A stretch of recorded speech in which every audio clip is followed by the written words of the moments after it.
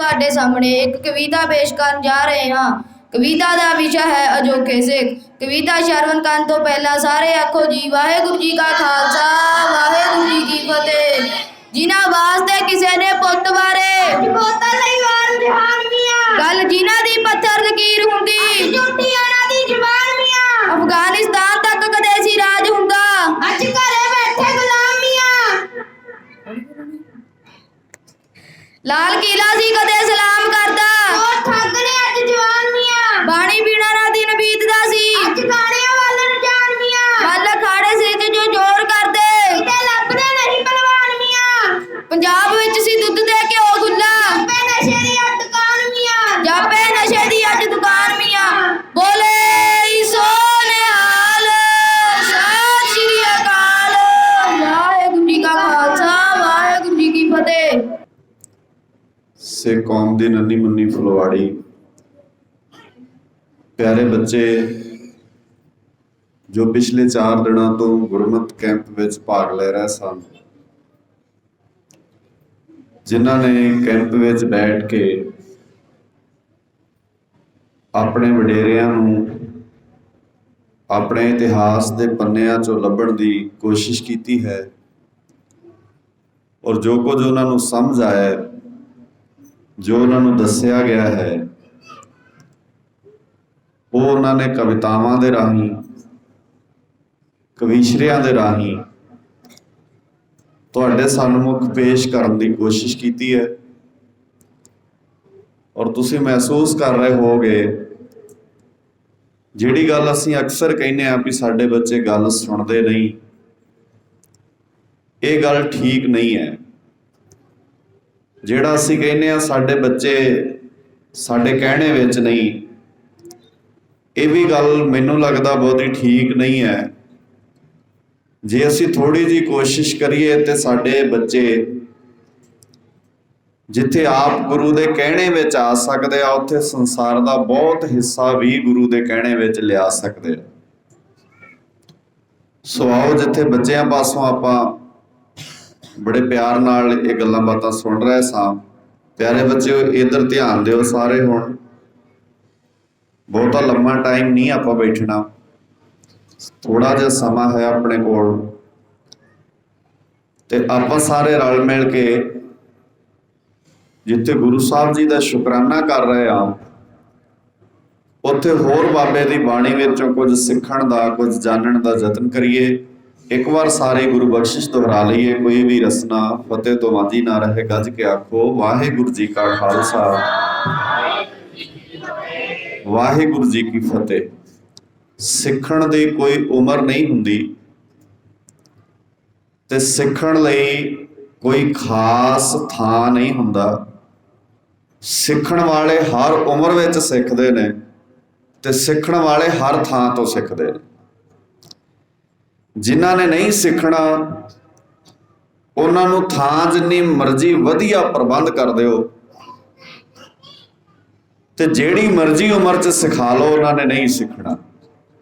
ਤੇ ਜਿਨ੍ਹਾਂ ਨੇ ਸਿੱਖਣਾ ਆ, ਉਹ ਕਿਸੇ ਵੇਲੇ ਵੀ ਸਿੱਖ ਸਕਦੇ ਆ ਤੇ ਕਿਸੇ ਕੋਲੋਂ ਵੀ ਸਿੱਖ ਸਕਦੇ ਆ।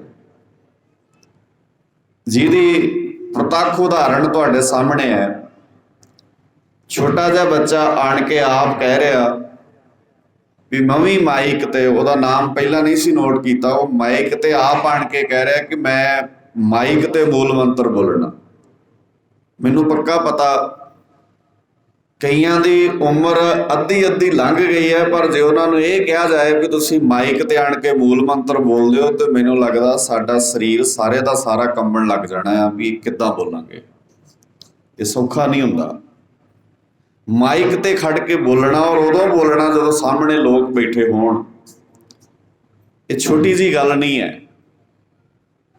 ਤੇ ਤੁਸੀਂ ਵੇਖਿਓ ਬੱਚਾ ਕਿੰਨੇ ਪਿਆਰ ਨਾਲ ਮੂਲ ਮੰਤਰ ਪੜ੍ਹ ਕੇ ਫਿਰ ਉਹ ਫਤਿਹ ਬੁਲਾ ਕੇ, ਔਰ ਤੁਸੀਂ ਜਕਾਰਾ ਛੱਡਿਆ ਤੇ ਉਹ ਜਕਾਰੇ ਦਾ ਜਵਾਬ ਵੀ ਮਾਈਕ ਵਿੱਚ ਦੇ ਕੇ ਫਿਰ ਆਪਣੀ ਜਗ੍ਹਾ ਤੇ ਬੈਠਿਆ। ਹੁਣ ਇਹ ਛੋਟੇ ਬੱਚੇ ਪੰਜਾਬ ਦੀ ਗੱਲ ਤੁਹਾਡੇ ਨਾਲ ਕਰਕੇ ਗਏ ਵੀ ਪੰਜਾਬ ਕਿੱਦਾਂ ਦਾ ਹੁੰਦਾ ਸੀ ਤੇ ਅੱਜ ਪੰਜਾਬ ਕਿੱਦਾਂ ਦਾ ਹੈ। ਕਦੀ ਪੰਜਾਬ ਦੁੱਧ ਘਿਓ ਦੇ ਨਾਮ ਨਾਲ ਜਾਣਿਆ ਜਾਂਦਾ ਸੀ, ਮੱਲ ਅਖਾੜਿਆਂ ਦੇ ਨਾਮ ਨਾਲ ਜਾਣਿਆ ਜਾਂਦਾ ਸੀ। ਛਿੰਝਾਂ ਦੇ ਨਾਮ ਨਾਲ ਜਾਣਿਆ ਜਾਂਦਾ ਸੀ। ਇੱਥੇ ਘੋਲ ਕਬੱਡੀਆਂ ਹੁੰਦੇ, ਵੱਡੇ ਵੱਡੇ ਮੱਲ ਘੁਲਦੇ, ਅਖਾੜੇ ਲੱਗਦੇ, ਪਿੰਡਾਂ ਦੇ ਲੋਕ ਆਪਣੇ ਬੱਚਿਆਂ ਨੂੰ ਮੱਝਾਂ ਦਿੰਦੇ, ਘਿਓ ਦੇ ਪੀਪੇ ਦਿੰਦੇ। ਪਤਾ ਨਹੀਂ ਤੁਸੀਂ ਸ਼ਾਇਦ ਸੁਣਿਆ ਹੋਣਾ ਕਿ ਨਹੀਂ, ਸਾਡੇ ਬਜ਼ੁਰਗਾਂ ਦੇ ਵੇਲੇ ਬਹੁਤ ਸਾਰੀ ਸੰਗਤ ਤੁਹਾਡੇ 'ਚ ਪੁਰਾਣੇ ਸਮਿਆਂ 'ਚ ਪਿੰਡ ਦਾ ਪਹਿਲਵਾਨ ਜਦੋਂ ਕੋਈ ਘੁਲਦਾ ਹੁੰਦਾ ਸੀ ਤੇ ਪਿੰਡ ਦੇ ਲੋਕ ਆਪਣੇ ਘਰੋਂ ਘਿਓ ਜੋੜ ਕੇ ਉਹਨੂੰ ਦੇ ਕੇ ਆਉਂਦੇ ਸਨ। ਹਾਲਾਂਕਿ ਉਹ ਪੁੱਤ ਪਿੰਡ 'ਚੋਂ ਇੱਕ ਮਾਂ ਦਾ ਹੀ ਹੁੰਦਾ ਸੀ, ਪਰ ਜਦੋਂ ਜਿੱਤ ਕੇ ਵਾਪਸ ਆਉਂਦਾ ਸੀ ਤੇ ਹਰ ਮਾਂ ਨੂੰ ਐਂ ਲੱਗਦਾ ਸੀ ਸਾਡਾ ਪੁੱਤ ਜਿੱਤ ਕੇ ਆਇਆ ਹੈ। ਇਹ ਫੀਲਿੰਗ ਕਦੀ ਤੁਹਾਡੇ ਪੰਜਾਬ ਦੇ ਵਿੱਚ ਰਹੀ ਹੈ? ਜਿਹੜੇ ਤੁਹਾਡੇ ਬੱਚੇ ਮਾਲਾ ਖਾੜਿਆਂ ਵਿੱਚ ਘੁਲਦੇ ਸਨ, ਛਿੰਝਾਂ ਵਿੱਚ ਉਹਨਾਂ ਦੇ ਨਾਮੜੇ ਹੁੰਦੇ ਸਨ, ਅੱਜ ਉਹਨਾਂ ਬੱਚਿਆਂ ਦਾ ਵਹਿਣ ਤੁਹਾਡੇ ਸਮਾਜ ਨੇ, ਚਲਾਕ ਬਿਰਤੀ ਦੇ ਲੋਕਾਂ ਨੇ ਉਹਨਾਂ ਦੇ ਹੱਥਾਂ ਦੇ ਵਿੱਚੋਂ ਘਿਓ ਦੀਆਂ ਨਾਲਾਂ ਛਡਵਾ ਕੇ, ਉਹਨਾਂ ਦੇ ਹੱਥਾਂ 'ਚੋਂ ਦੁੱਧ ਦੇ ਗਿਲਾਸ ਛਡਾ ਕੇ, ਉਹਨਾਂ ਦੇ ਕੋਲੋਂ ਘਿਓ ਦੇ ਪੀਪੇ ਚੋਰੀ ਕਰਕੇ ਉਹਨਾਂ ਨੂੰ ਪ੍ਰੋਟੀਨ ਨਾਲ ਸਰੀਰ ਬਣਾਉਣ ਦੀ ਆਦਤ ਪਾ ਦਿੱਤੀ ਹੈ। ਅੱਜ ਸਾਡੇ ਬਹੁਤ ਬੱਚੇ ਨੇ ਜਿਹੜੇ ਜਿਮ ਜਾਂਦੇ ਨੇ, ਐਕਸਰਸਾਈਜ਼ ਕਰਦੇ ਨੇ, ਉਹ ਦੁਕਾਨ ਤੋਂ ਪ੍ਰੋਟੀਨ ਖਰੀਦ ਰਹੇ ਹੁੰਦੇ ਆ। ਹੁਣ ਜਿਹੜਾ ਸਰੀਰ ਪ੍ਰੋਟੀਨ ਨਾਲ ਬਣੇਗਾ ਉਹ ਸਰੀਰ ਮੱਲ ਅਖਾੜੇ ਵਾਲਾ ਨਹੀਂ ਰਹਿਣਾ। ਦਵਾਈ ਨਾਲ ਬਣਾਇਆ ਸਰੀਰ ਤੇ ਕੀ ਬਣਾਇਆ? ਨਾ ਤੁਸੀਂ ਪ੍ਰੋਟੀਨ ਰੱਖ ਲਓ, ਪਰ ਹੈ ਤਾਂ ਦਵਾਈ ਹੈ ਨਾ। ਨਾਲੇ ਪੰਜਾਬ ਦੇ ਲੋਕਾਂ ਨੂੰ ਕਿਸੇ ਦੁਕਾਨ ਤੋਂ ਪ੍ਰੋਟੀਨ ਖਰੀਦਣ ਦੀ ਲੋੜ ਨਹੀਂ। ਪੁਰਾਣੇ ਬਜ਼ੁਰਗ ਕਹਿੰਦੇ ਹੁੰਦੇ ਸੀ ਜਿੰਨਾ ਪ੍ਰੋਟੀਨ ਮਾਂ ਦੀ ਅਸੀਸ ਵਿੱਚ ਹੈ ਨਾ, ਇੰਨਾ ਕਿਤੇ ਵੀ ਨਹੀਂ ਮਿਲਦਾ। ਪਰ ਉਹ ਤਾਂ ਗੱਲਾਂ ਹੀ ਗਵਾਚ ਗਈਆਂ ਸਾਡੇ ਵਿੱਚੋਂ। ਤੋਂ ਬੱਚੇ ਗੱਲ ਕਰ ਰਹੇ ਸੀ ਵੀ ਅਸੀਂ ਦੁੱਧ ਘਿਓ ਵਾਲੇ ਪੰਜਾਬ ਦੇ ਬੱਚੇ ਅੱਜ ਨਸ਼ਿਆਂ ਦੇ ਵਹਿਣ ਵਿੱਚ ਵਹਿ ਗਏ। ਅਸੀਂ ਆਪਣੇ ਪਿੰਡਾਂ ਦੇ ਵੱਡੇ ਵੱਡੇ ਉੱਚੇ ਉੱਚੇ ਮਹਿਲ ਉਸਾਰਨ ਦੇ ਜ਼ੋਰ ਲਾ ਲਿਆ, ਪਰ ਜਿਹੜੇ ਸਾਡੇ ਪਿੰਡਾਂ ਦੇ ਅਸਲੀ ਮਹਿਲ, ਇਹ ਪਨੀਰੀ ਹੈ ਤੁਹਾਡੀ, ਇਹ ਬੱਚੇ ਨੇ ਤੁਹਾਡੇ। ਇਤਿਹਾਸ ਵਿੱਚ ਕੋਈ ਬੰਦਾ ਮਹਿਲਾਂ ਕਰਕੇ ਨਹੀਂ ਜਾਣਿਆ ਜਾਂਦਾ। ਤੁਸੀਂ ਸਰਹੰਦ ਜਾਓ, ਜਦੋਂ ਸਾਹਿਬਜ਼ਾਦਿਆਂ ਦੇ ਚਰਨਾਂ 'ਚ ਮੱਥਾ ਟੇਕਦੇ ਹੋ ਤੇ ਚੇਤਾ ਕਰਿਆ ਕਰੋ ਇੱਥੇ ਕਦੀ ਸੂਬੇ ਸਰਹੰਦ ਦਾ ਹੁਕਮ ਚੱਲਦਾ ਸੀ, ਤੇ ਕਿੱਡਾ ਵੱਡਾ ਮਹਿਲ ਹੋਣਾ ਹੈ ਉਹਦਾ, ਜਿਹਦੇ ਹੁਕਮ ਨਾਲ ਸਾਹਿਬਜ਼ਾਦੇ ਨੀਹਾਂ 'ਚ ਚਿਣੇ ਗਏ। ਪਰ ਅੱਜ ਕਿੱਥੇ ਹੈ? ਤੁਸੀਂ ਸਰਹੰਦ ਦੇ ਆਲੇ ਦੁਆਲੇ ਨਿਗਾਹ ਮਾਰ ਕੇ ਵੇਖੋ, ਕਿੰਨੀਆਂ ਕਿੰਨੀਆਂ ਪੁਰਾਣੀਆਂ ਬਿਲਡਿੰਗਾਂ ਉਸ ਵਕਤ ਦੇ ਰਾਜਿਆਂ ਦੀਆਂ ਹਵੇਲੀਆਂ ਪਈਆਂ ਨੇ, ਪਰ ਕਿੱਥੇ ਨੇ ਉਹ? ਸਭ ਕੁਝ ਤੈਸ਼ ਨੈਸ਼ ਹੋ ਜਾਂਦਾ ਹੈ। ਤੁਸੀਂ ਬਸੀ ਪਠਾਣਾ ਜਾਓ, ਤੁਹਾਨੂੰ ਉਹ ਪੁਰਾਣੀਆਂ ਬਿਲਡਿੰਗਾਂ, ਰਾਜਿਆਂ ਮਹਾਰਾਜਿਆਂ ਦੇ ਸਾਰੇ ਮਹਿਲ ਮਿਲਣਗੇ, ਪਰ ਉਹ ਦਿਸਦੇ ਨਹੀਂ ਕਿਤੇ ਵੀ ਹੁਣ। ਸੋ ਅਸਲ ਮਹਿਲ ਕੀ ਹੁੰਦੇ ਆ? ਅਸੀਂ ਆਪਣੀ ਔਲਾਦ ਦੇ ਅੰਦਰ, ਆਪਣੇ ਬੱਚਿਆਂ ਦੇ ਅੰਦਰ ਚੰਗੀ ਕੁਆਲਿਟੀ ਪੈਦਾ ਕਰੀਏ। ਤੇ ਅੱਜ ਸਾਡੇ ਸਮਾਜ ਨੇ ਬੱਚਿਆਂ ਤੇ ਮਿਹਨਤ ਕਰਨੀ, ਬੱਚਿਆਂ ਦੀ ਪਰਵਰਿਸ਼ ਤੇ ਧਿਆਨ ਦੇਣਾ ਛੱਡ ਹੀ ਦਿੱਤਾ। ਸਾਨੂੰ ਇੰਜ ਲੱਗਦਾ ਹੈ ਵੀ ਸ਼ਾਇਦ ਬੱਚਿਆਂ ਨੂੰ ਵੱਧ ਖਿਡੌਣੇ ਲੈ ਕੇ ਦੇਵਾਂਗੇ ਤੇ ਅਸੀਂ ਬੱਚਿਆਂ ਨੂੰ ਪਿਆਰੇ ਮਾਂ-ਬਾਪ ਬਣਨ ਦਾ ਮਾਣ ਲੈ ਸਕਾਂਗੇ ਬੱਚਿਆਂ ਕੋਲ। ਔਰ ਇਹ ਸਾਰਿਆਂ 'ਚ ਹੀ ਰੁਝਾਨ ਹੈ। ਤੁਸੀਂ ਵੇਖੋ, ਫਿਰ ਅਸੀਂ ਇੱਕ ਦੂਜੇ ਤੋਂ ਵੱਧ ਕੇ ਇਦਾਂ ਕਰਦੇ ਆ। ਜੇ ਮਾਂ ਨੇ ਕਿਹਾ ਵੀ ਪੁੱਤ ਤੂੰ ਕੁਰਕਰੇ ਨਹੀਂ ਖਾਣੇ, ਲੇਜ਼ ਨਹੀਂ ਖਾਣੇ, ਤੇ ਪਿਓ ਕਹਿੰਦਾ ਕੋਈ ਨਹੀਂ, ਫਿਰ ਕੀ ਹੁੰਦਾ? ਇੱਕ ਅੱਧੇ ਨਾਲ ਕੀ ਹੁੰਦਾ? ਕਿਉਂਕਿ ਪਿਓ ਨੂੰ ਇਹ ਲੱਗਦਾ ਵੀ ਮਾਂ ਨਾਲੋਂ ਮੈਂ ਚੰਗਾ ਬਣ ਜਾ। ਜੇ ਪਿਓ ਨੇ ਮਨਾ ਕੀਤਾ ਤੇ ਮਾਂ ਕਹਿੰਦੀ ਕੋਈ ਨਹੀਂ, ਇੰਨਾ ਵੀ ਤੁਸੀਂ ਐਵੇਂ ਹਰ ਵੇਲੇ ਕੋਈ ਨਹੀਂ ਹੁੰਦਾ, ਇੱਕ ਅੱਧੇ ਲੇਜ਼ ਕੁਰਕਰੇ ਨਾਲ ਕੀ ਹੋ ਜਾਂਦਾ? ਹੁਣ ਇਹ ਗੱਲ ਸ਼ਾਇਦ ਬੱਚਿਆਂ ਨੂੰ ਵੀ ਚੰਗੀ ਨਹੀਂ ਲੱਗਣੀ, ਪਰ ਮੈਂ ਸਮਝਣ ਵਾਸਤੇ ਤੁਹਾਡੇ ਜਿਹੜੀਆਂ ਚੀਜ਼ਾਂ ਤੁਹਾਡੇ ਸਰੀਰ ਲਈ ਖਤਰਨਾਕ ਨੇ ਉਹ ਚੰਗੀਆਂ ਕਿਉਂ ਲੱਗਦੀਆਂ ਨੇ? ਸਾਡੀਆਂ ਨੌਜਵਾਨ ਬੱਚੀਆਂ, ਸਾਡੀਆਂ ਧੀਆਂ ਨੇ, ਮੈਨੂੰ ਦੱਸਿਓ ਅੱਜ ਕਿਸੇ ਵੀ ਬੱਚੀ ਦਾ ਦੁੱਧ ਘਿਓ ਪੀਣ ਨੂੰ ਜੀ ਕਰਦਾ? ਮੈਨੂੰ ਤਾਂ ਨਹੀਂ ਲੱਗਦਾ। ਦੁੱਧ ਤੇ ਜ਼ਹਿਰ ਵਰਗਾ ਲੱਗਦਾ ਸਾਡੀਆਂ ਬੱਚੀਆਂ ਨੂੰ, ਖਾਸ ਕਰਕੇ। ਘਿਓ ਦਾ ਤਾਂ ਨਾਮ ਹੀ ਨਾ ਲਓ ਬੱਚਿਆਂ ਦੇ ਲਾਗੇ, ਤੇ ਕੋਲਡ ਡਰਿੰਕ ਭਾਵੇਂ ਦਿਨ 'ਚ 3 ਵਾਰ ਦੇ ਦਿਓ। ਪਤਾ ਨਹੀਂ ਕਿਹਨੇ ਸਾਡੇ ਦਿਮਾਗ 'ਚ ਪਾਤੀ ਗੱਲ ਵੀ ਕੋਲਡ ਡਰਿੰਕ ਦੁੱਧ ਤੇ ਘਿਓ ਨਾਲੋਂ ਚੰਗੀ ਹੈ। ਅੱਛਾ, ਫਿਰ ਅਸੀਂ ਇੱਕ ਪਤਾ ਨਹੀਂ ਕਿਹੜੀ ਮਾਡਰਨਿਟੀ ਦੀ ਪੜ੍ਹਾਈ ਪੜ੍ਹ ਗਏ ਆ। ਸਾਨੂੰ ਇਹ ਕਿਹਾ ਜਾਂਦਾ ਦੁੱਧ ਨਾਲ ਮੋਟਾਪਾ ਹੁੰਦਾ ਤੇ ਕੋਲਡ ਡਰਿੰਕ ਠੀਕ ਹੈ।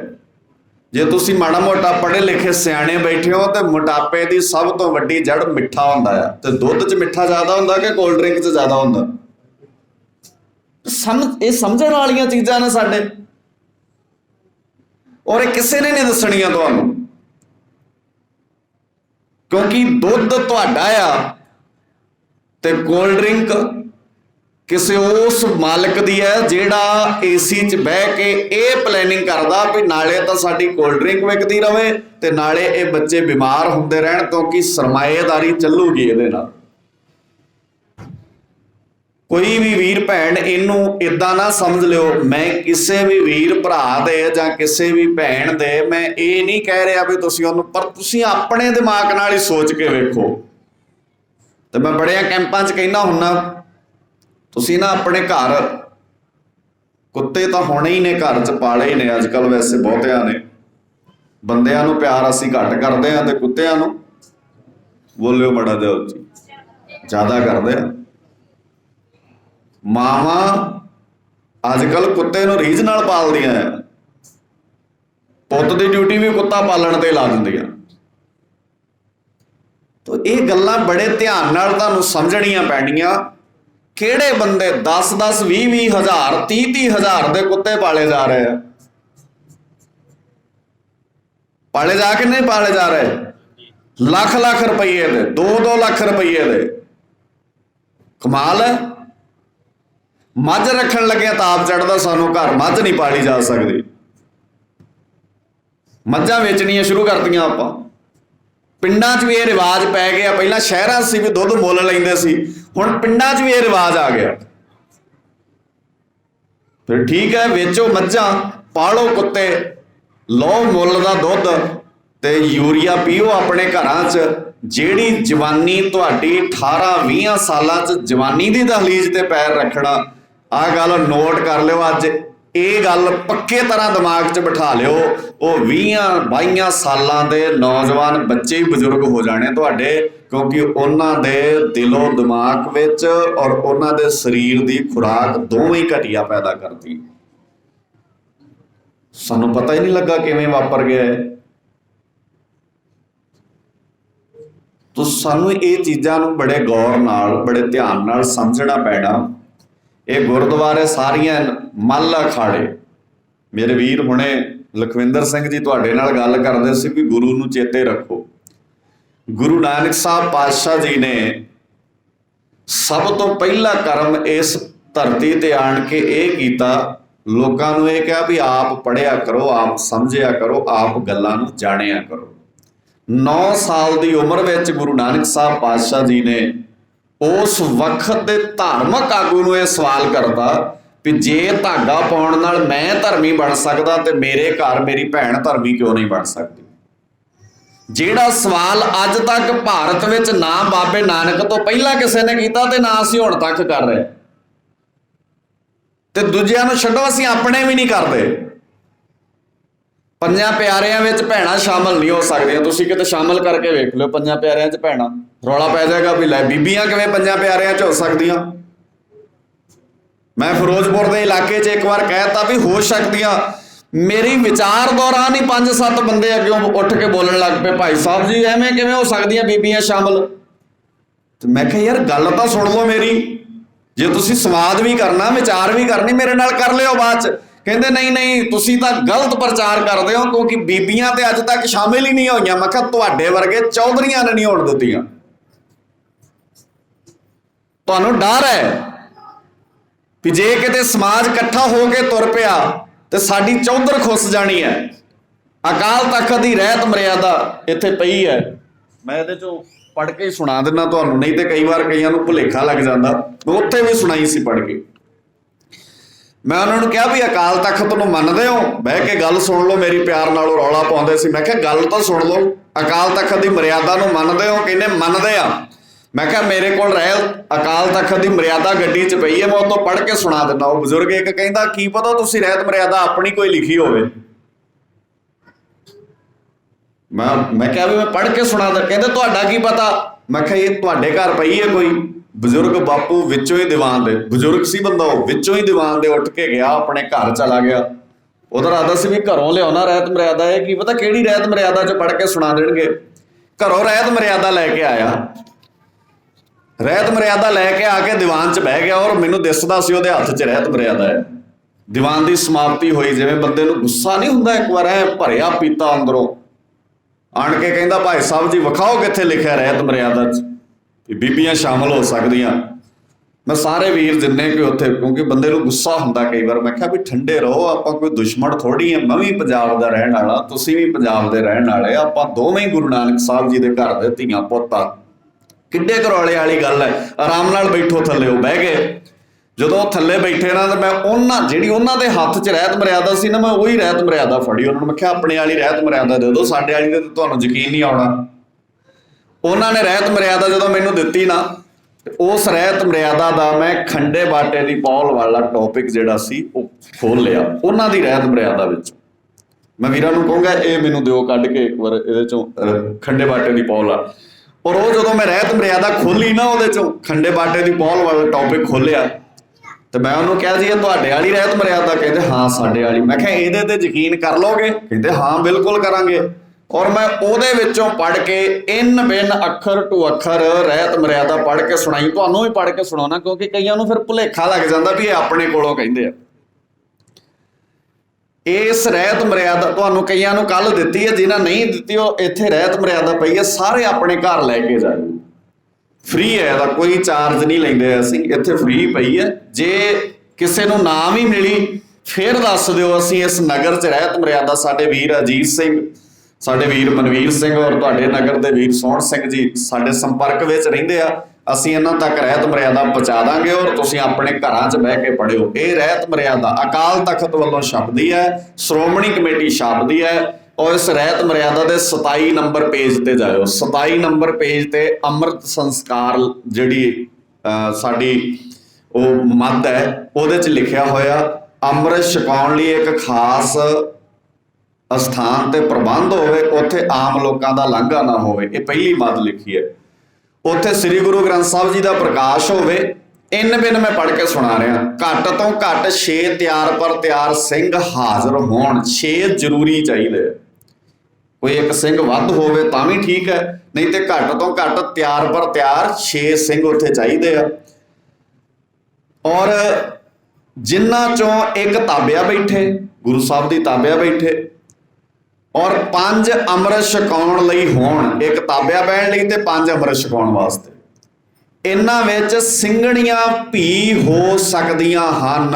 ਇਹਨਾਂ ਵਿੱਚ ਸਿੰਘਣੀਆਂ ਦੇ ਹੁਣ ਅਰਥ ਦੱਸ ਦਿਓ ਕੀ ਨੇ।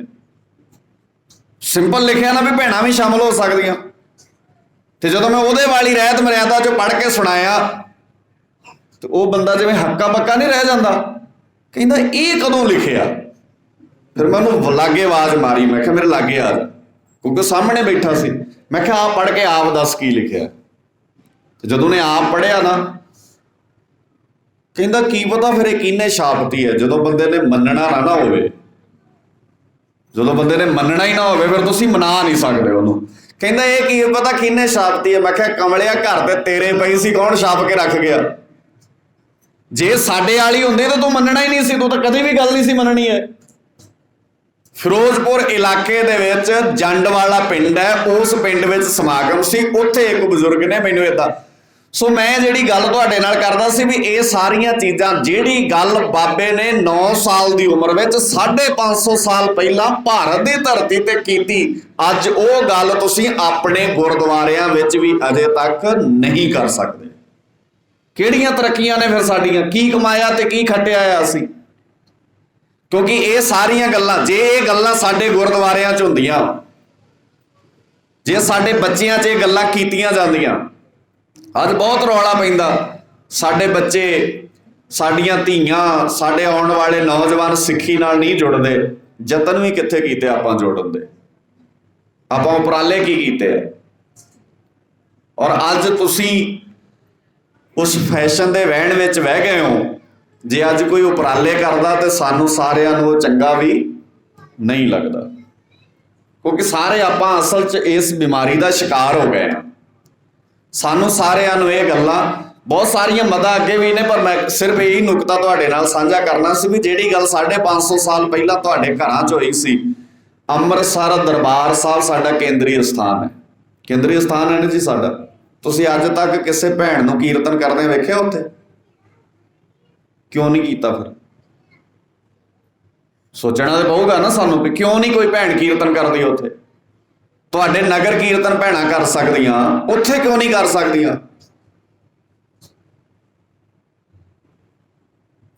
ਇਨ ਦਾ ਸੈਂਸ ਸਾਡੇ ਗੁਰਦੁਆਰੇ ਅੱਜ ਗੁਰੂ ਨਾਨਕ ਸਾਹਿਬ ਜੀ ਦੀ ਵਿਚਾਰਧਾਰਾ ਤੇ ਟੋਟਲੀ ਨਹੀਂ ਚੱਲ ਰਹੇ, ਔਰ ਅਸੀਂ ਤਾਂ ਹੀ ਪਿੰਡਾਂ ਵਿੱਚ ਸਾਨੂੰ ਕਿਉਂ ਲੋੜ ਪਈ ਹੈ? ਜੇ ਸਾਰੇ ਗੁਰਦੁਆਰੇ ਪੰਜਾਬ ਦੇ ਸਿੱਖੀ ਦੀ ਗੱਲ ਕਰਨ ਲੱਗ ਜਾਣ, ਸਾਨੂੰ ਲੋੜ ਹੈ ਪਿੰਡਾਂ 'ਚ ਆਉਣ ਦੀ? ਭਲਾ ਆ ਜੋ ਅਸੀਂ ਤੁਹਾਨੂੰ ਸੱਦ ਕੇ ਬਾਰ-ਬਾਰ ਉਦਣ ਦੀਆਂ ਗੱਲਾਂ ਕਰ ਰਹੇ ਹਾਂ, ਅਸੀਂ ਪੂਰਾ ਮਈ ਜੂਨ 2 ਮਹੀਨੇ ਅਸੀਂ ਪਿੰਡਾਂ ਵਿੱਚ ਰਹਿੰਦੇ, ਇਹਦੀ ਤਾਂ ਲੋੜ ਹੀ ਨਹੀਂ ਪੈਣੀ। ਫਿਰ ਤਾਂ ਸਾਰਿਆਂ ਥਾਵਾਂ ਤੇ ਆਪੇ ਹੀ ਗੱਲ ਸ਼ੁਰੂ ਹੋ ਜਾਣੀ ਹੈ। ਬੱਚੇ ਜਾਣਗੇ ਮੱਥਾ ਟੇਕਣ, ਨਮਸਕਾਰ ਕਰਨਗੇ, ਉੱਥੋਂ ਗੱਲਾਂ ਸਮਝ ਵਿੱਚ ਆਉਣਗੀਆਂ। ਸਾਡੇ ਹੌਲੀ-ਹੌਲੀ ਸਾਡੀ ਜਨਰੇਸ਼ਨ ਚੇਂਜ ਹੁੰਦੀ ਜਾਏਗੀ ਆਪੇ। ਪਰ ਅਸੀਂ ਇਹ ਸਾਰੀਆਂ ਗੱਲਾਂ ਨਹੀਂ ਕਰ ਸਕੇ। ਭਾਵੇਂ ਮੰਨੀ ਜਾਂਦੇ ਹਾਂ ਅੱਜ ਮੱਥਾ ਗੁਰੂ ਗ੍ਰੰਥ ਸਾਹਿਬ ਜੀ ਨੂੰ ਟੇਕੀ ਜਾਂਦੇ ਹਾਂ, ਸਾਨੂੰ ਆਪਣੇ ਨਾਇਕ ਨਹੀਂ ਚੇਤੇ ਹੁੰਦੇ। ਸਾਨੂੰ ਆਪਣੇ ਇਤਿਹਾਸ ਦੇ ਉਹ ਅਹਿਮ ਕੜੀਆਂ ਜਿਹੜੀਆਂ ਸਾਡੀ ਲਾਈਫ ਦਾ ਅਹਿਮ ਹਿੱਸਾ ਆ, ਉਹ ਅਸੀਂ ਆਪਣੀ ਜ਼ਿੰਦਗੀ ਦੇ ਵਿੱਚ ਬਹੁਤੀਆਂ ਚੇਤੇ ਨਹੀਂ ਕਰਦੇ। ਸੋ ਇਸ ਲਈ ਗੁਜ਼ਾਰਿਸ਼ ਹੈ ਤੁਹਾਡੇ ਚਰਨਾਂ ਵਿੱਚ, ਆਓ ਆਪਣੇ ਆਪ ਨੂੰ ਸੰਭਾਲੀਏ। ਮੈਂ ਬਹੁਤੀ ਵਾਰ ਇਹ ਕਹਿੰਦਾ ਹੁੰਦਾ ਵੀ ਲੋੜ ਸਾਨੂੰ ਆਪਣੇ ਆਪ ਨੂੰ ਸੰਭਾਲਣ ਦੀ ਹੈ। ਜੇ ਅੱਜ ਤੁਹਾਡੇ ਨਗਰ ਸੁਧਰਨਗੇ ਤੇ ਸੌਖੇ ਆਪਾਂ ਹੀ ਹੋਣਾ ਹੈ, ਤੇ ਜੇ ਅੱਜ ਸਾਡੇ ਨਗਰਾਂ 'ਚ ਵਿਗਾੜ ਪੈਦਾ ਹੋਊਗਾ ਤੇ ਔਖਾ ਕੌਣ ਹੋਊਗਾ? ਬੋਲੋ ਜੀ, ਆਪਾਂ ਹੀ ਹੋਵਾਂਗੇ ਨਾ, ਹੋਰ ਕਿੰਨੇ ਔਖੇ ਹੋਣਾ? ਪਰੇਸ਼ਾਨੀਆਂ ਸਾਡੀਆਂ ਹੀ ਨੇ ਨਾ। ਜੇ ਅੱਜ ਤੁਹਾਨੂੰ ਪੰਜਾਬ ਵਿੱਚ ਸ਼ਾਮ ਦੇ 7 ਵਜੇ ਤੋਂ ਬਾਅਦ ਘਰੋਂ ਨਿਕਲਣ ਤੋਂ ਡਰ ਲੱਗਦਾ, ਤੇ ਇਹਦਾ ਮਤਲਬ ਹੈ ਪੰਜਾਬ ਦੇ ਹਾਲਾਤ ਠੀਕ ਨਹੀਂ ਹਨ। ਤੇ ਕਿਹਨੇ ਕੀਤੇ ਨੇ ਹਾਲਾਤ ਇਦਾਂ ਦੇ? ਜਿੱਥੇ ਮਰਜ਼ੀ ਪੰਜਾਬ ਦੇ ਵਿੱਚ ਕੋਈ ਵੀ ਬੰਦਾ ਕਿਸੇ ਥਾਂ ਤੇ ਖਲੋ ਕੇ, ਸਾਨੂੰ ਜਾਨ ਦਾ ਵੀ ਖਤਰਾ, ਸਾਨੂੰ ਮਾਲ ਦਾ ਵੀ ਖਤਰਾ। ਨਾ ਤੁਸੀਂ ਕੋਈ ਸਮਾਨ ਲੈ ਕੇ ਘਰੋਂ ਬਾਹਰ ਨਿਕਲ ਸਕਦੇ ਹੋ, ਤੇ ਨਾ ਤੁਸੀਂ ਆਪਣੀ ਜਾਨ ਲੈ ਕੇ ਘਰੋਂ ਬਾਹਰ ਨਿਕਲ ਸਕਦੇ। ਤੇ ਅਸੀਂ ਉਹ ਲੋਕ ਆ ਜਿਹੜੇ ਦੂਜਿਆਂ ਦੇ ਜਾਨ ਮਾਲ ਦੀ ਰਾਖੀ ਕਰਦੇ ਰਹੇ ਆ। ਤੁਹਾਨੂੰ ਇਤਿਹਾਸ ਵਿੱਚ ਇੱਕ ਘਟਨਾ ਸੁਣਾਉਣਾ, ਹੈਰਾਨ ਹੋ ਜਾਓਗੇ ਤੁਸੀਂ। 18ਵੀਂ ਸਦੀ ਦਾ ਵੇਲਾ ਆ। 1730 ਤੋਂ ਲੈ ਕੇ 1725 ਤੋਂ ਲੈ ਕੇ 1750 ਤੱਕ ਦਾ ਜਿਹੜਾ ਦੌਰ ਪੰਜਾਬ ਨੇ ਹੰਢਾਇਆ, ਉਹਨਾਂ ਦੌਰਾਂ ਵਿੱਚ ਸਿੱਖ ਕੋਈ ਵੀ ਘਰ ਵਿੱਚ ਨਹੀਂ ਸੀ ਰਹਿੰਦਾ, ਸਿੱਖ ਜੰਗਲਾਂ ਵਿੱਚ ਰਹਿੰਦੇ ਸੀ। ਤੇ ਸਿੱਖ ਕੀ ਕਰਦੇ ਸੀ? ਰਾਤ ਨੂੰ ਜੰਗਲਾਂ 'ਚੋਂ ਬਾਹਰ ਨਿਕਲਦੇ ਸੀ ਤੇ ਆਪਣੇ ਖਾਣ ਪੀਣ ਦਾ ਪ੍ਰਬੰਧ ਕਰਦੇ ਤੇ ਫਿਰ ਜੰਗਲਾਂ 'ਚ ਵਾਪਸ ਚਲੇ ਜਾਂਦੇ। ਉਹਨਾਂ ਦਿਨਾਂ ਵਿੱਚ ਹੀ ਇੱਕ ਕੋਈ ਸੇਠ ਪ੍ਰਤਾਪ ਚੰਦ, ਗੱਲ ਬੜੇ ਧਿਆਨ ਨਾਲ ਸੁਣਿਓ। ਸੇਠ ਪ੍ਰਤਾਪ ਚੰਦ ਆਪਣੇ ਗੱਡਿਆਂ ਤੇ ਸਰਕਾਰੀ ਸਮਾਨ ਲੱਦ ਕੇ ਸਰਕਾਰੀ ਖਜ਼ਾਨੇ 'ਚ, ਕਿਉਂਕਿ ਉਸ ਵੇਲੇ ਟਰਾਂਸਪੋਰਟ ਜਿਹੜੀ ਆ ਨਾ ਉਹ ਗੱਡਿਆਂ ਦੀ ਹੁੰਦੀ ਸੀ। ਜਿਵੇਂ ਅੱਜ ਟਰੱਕਾਂ ਤੇ ਸਮਾਨ ਜਾਂਦਾ ਜਾਂ ਟ੍ਰੇਨ ਤੇ ਸਮਾਨ ਜਾਂਦਾ, ਜਿਹੜੀ 17ਵੀਂ 18ਵੀਂ ਸਦੀ ਆ, ਉਸ ਵੇਲੇ ਇੱਕ ਥਾਂ ਤੋਂ ਦੂਜੇ ਥਾਂ ਤੇ ਸਮਾਨ ਪਹੁੰਚਾਉਣ ਵਾਸਤੇ ਟਰੱਕ ਨਹੀਂ ਸੀ ਹੁੰਦੇ। ਉਸ ਵੇਲੇ ਦੀ ਟਰਾਂਸਪੋਰਟ ਹੁੰਦੀ ਸੀ ਗੱਡੇ। ਤਾਂ ਹੀ ਤੇ ਜਦੋਂ ਭਾਈ ਮਨੀ ਸਿੰਘ ਨੇ ਗੁਰੂ ਸਾਹਿਬ ਜੀ ਦੇ ਸੰਭਾਲ ਦੀ, ਜਦੋਂ ਅਸੀਂ ਸਰੀਰ ਦੀ ਗੱਲ ਕਰਦੇ ਹਾਂ, ਜਦੋਂ ਆਪਣੇ ਘਰ ਵਿੱਚ ਗੁਰੂ ਸਾਹਿਬ ਜੀ ਦੇ ਸਰੀਰ ਦਾ ਸੰਸਕਾਰ ਕੀਤਾ ਗਿਆ, ਤੇ ਉਸ ਵੇਲੇ ਗੁਰੂ ਸਾਹਿਬ ਜੀ ਦੇ, ਜਦੋਂ ਤੁਸੀਂ ਇਤਿਹਾਸ ਦੇ ਪੰਨੇ ਫਰੋਲਣੇ ਆ, ਗੁਰੂ ਤੇਗ ਬਹਾਦਰ ਪਾਤਸ਼ਾਹ ਜੀ ਦਾ ਸੀਸ ਆਪਣੇ ਗੱਡਿਆਂ ਤੇ ਲੱਦ ਕੇ ਲੈ ਕੇ ਗਏ। ਕੌਣ ਲੈ ਕੇ ਗਿਆ? ਆਪਣੇ ਗੱਡਿਆਂ ਤੇ ਸੀਸ। ਹੁਣ ਗੱਡਿਆਂ ਦੇ ਜ਼ਿਕਰ ਆਉਂਦਾ, ਦਿੱਲੀ 'ਚ ਗੱਡੇ ਸਨ, ਇਹਦਾ ਮਤਲਬ ਉਸ ਵੇਲੇ ਗੱਡੀਆਂ ਜਾਂ ਉਸ ਵੇਲੇ ਟਰੱਕ ਨਹੀਂ ਸਨ। ਉਹ ਚੂਨਾ ਲੱਦ ਕੇ ਨਿਕਲਦਾ ਸੀ, ਉੱਥੋਂ ਪਤਾ ਸੀ, ਸਾਰੀ ਪਲੈਨਿੰਗ ਸੀ ਪਹਿਲਾਂ। ਤੇ ਗੁਰੂ ਸਾਹਿਬ ਜੀ ਦਾ ਧੜ ਆਪਣੇ ਗੱਡਿਆਂ 'ਚ ਰੱਖ ਕੇ ਲੱਖੀ ਸ਼ਾਹ ਵਣਜਾਰਾ ਆਪਣੇ ਘਰ ਲੈ ਕੇ ਗਿਆ, ਤੇ ਆਪਣੇ ਘਰ ਨੂੰ ਅੱਗ ਲਾ ਕੇ ਲੱਖੀ ਸ਼ਾਹ ਵਣਜਾਰੇ ਨੇ ਗੁਰੂ ਸਾਹਿਬ ਜੀ ਦੇ ਧੜ ਦਾ ਸੰਸਕਾਰ ਕੀਤਾ। ਖੈਰ, ਉਹਨਾਂ ਵੇਲਿਆਂ 'ਚ ਗੱਡੇ ਹੁੰਦੇ ਸਨ। ਗੱਡਿਆਂ ਤੇ ਸਮਾਨ ਇੱਕ ਥਾਂ ਤੋਂ ਦੂਜੇ ਥਾਂ ਤੇ ਪਹੁੰਚਾਇਆ ਜਾਂਦਾ ਸੀ, ਤੇ ਸਰਕਾਰੀ ਸਮਾਨ ਗੱਡਿਆਂ ਤੇ ਲੱਦ ਕੇ ਸਰਕਾਰੀ ਖਜ਼ਾਨੇ ਵਿੱਚ ਪਹੁੰਚਾਉਣ ਵਾਸਤੇ ਸੇਠ ਪ੍ਰਤਾਪ ਚੰਦ ਸਮਾਨ ਲੈ ਕੇ ਜਾ ਰਿਹਾ। ਸਰਦਾਰ ਕਪੂਰ ਸਿੰਘ, ਸਰਦਾਰ ਦਰਬਾਰਾ ਸਿੰਘ ਦਾ ਵਕਤ ਹੈ। ਸਿੱਖਾਂ ਨੂੰ ਪਤਾ ਲੱਗਾ ਵੀ ਸਰਕਾਰੀ ਖਜ਼ਾਨਾ ਜਾ ਰਿਹਾ। ਸਿੱਖਾਂ ਨੇ ਅੱਛਾ ਦੋ ਚੀਜ਼ਾਂ ਹੁੰਦੀਆਂ ਸੀ, ਇੱਕ ਹੁੰਦਾ ਸੀ ਸਰਕਾਰੀ ਖਜ਼ਾਨਾ ਲੈ ਕੇ ਜਾਣਾ, ਇੱਕ ਹੁੰਦਾ ਸੀ ਖਜ਼ਾਨਾ ਅਜੇ ਆਮ ਲੋਕਾਂ ਦਾ ਹੁੰਦਾ ਸੀ ਤੇ ਸਰਕਾਰੀ ਖਜ਼ਾਨੇ 'ਚ ਪਹੁੰਚਾਉਣਾ ਹੁੰਦਾ ਸੀ। ਉਹ ਇਹ ਜਿਹੜਾ ਸਮਾਨ ਲੈ ਕੇ ਸੇਠ ਪ੍ਰਤਾਪ ਚੰਦ ਜਾ ਰਿਹਾ ਸੀ, ਇਹ ਆਮ ਵਪਾਰੀਆਂ ਦਾ ਸਮਾਨ ਸੀ ਤੇ ਲੈ ਕੇ ਜਾ ਰਿਹਾ ਸੀ ਸਰਕਾਰੀ ਖਜ਼ਾਨੇ 'ਚ ਪਹੁੰਚਾਉਣ ਵਾਸਤੇ। ਸਿੱਖ ਨਿਕਲੇ, ਇਹਨਾਂ ਨੇ ਵੇਖਿਆ ਸੇਠ ਪ੍ਰਤਾਪ ਚੰਦ ਦਾ ਸਮਾਨ ਲੁੱਟ ਲਿਆ ਤੇ ਵਾਪਸ ਜੰਗਲ ਵਿੱਚ ਚਲੇ ਗਏ। ਸਰਦਾਰ ਕਪੂਰ ਸਿੰਘ ਨੂੰ ਪਤਾ ਲੱਗਾ ਵੀ ਰਾਤ ਸਿੱਖਾਂ ਨੇ ਜਿਹੜਾ ਖਜ਼ਾਨਾ ਲੁੱਟਿਆ ਉਹ ਸਰਕਾਰੀ ਖਜ਼ਾਨੇ 'ਚ ਅਜੇ ਪੈ ਕੇ ਉਹਦੇ ਤੇ ਸਰਕਾਰੀ ਮੋਹਰ ਨਹੀਂ ਸੀ ਲੱਗੀ, ਅਜੇ ਉਹ ਆਮ ਬੰਦਿਆਂ ਦਾ ਖਜ਼ਾਨਾ ਸੀ। ਲੁੱਟ ਲਿਆ ਰਾਤ।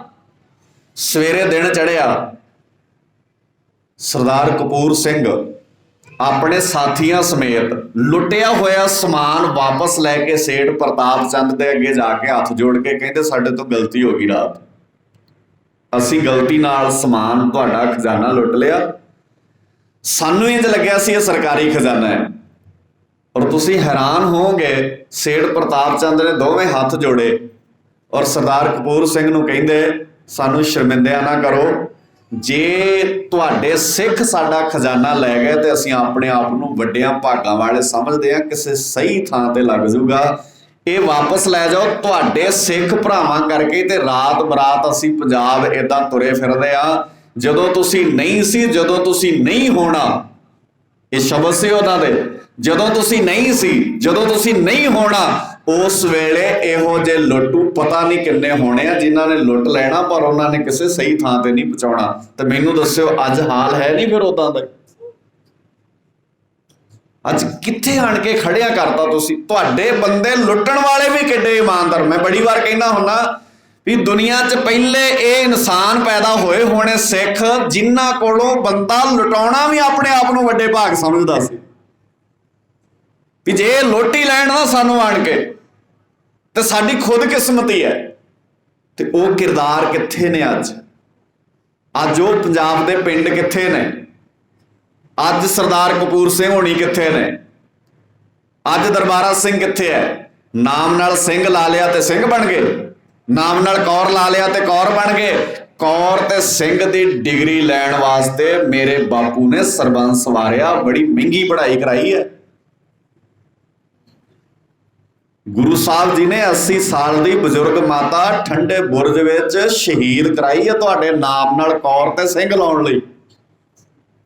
ਇਹ ਸਸਤੀ ਨਹੀਂ ਮਿਲੀ ਡਿਗਰੀ, ਇਹਦੀ ਬਹੁਤ ਕੀਮਤ ਹੈ।